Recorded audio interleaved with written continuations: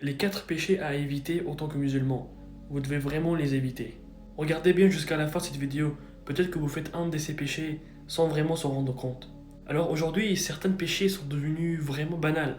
Nous avons banalisé vraiment certains péchés qui sont vraiment graves, mais nous l'avons banalisé comme si c'était normal, comme si c'était rien en fait.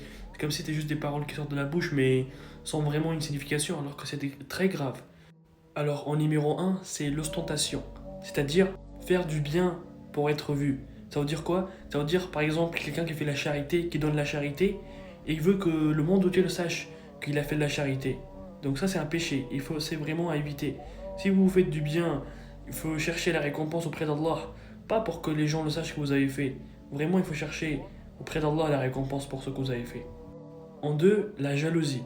Oui, car le prophète Mohammed sallallahu alayhi wa sallam nous a dit dans un hadith: méfiez-vous de la jalousie car elle consume les bonnes actions comme le feu consume le bois. Donc vraiment évitez, c'est un péché très grave. En 3, la médisance. Vous savez que Allah compare la médisance au fait de manger de la chair de son frère mort. Et en 4, le péché le plus grave que des millions de personnes le font même tous les jours. Bien sûr, abandonner la prière.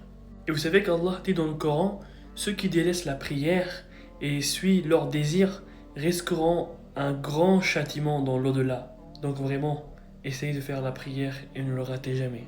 Salam alaikum.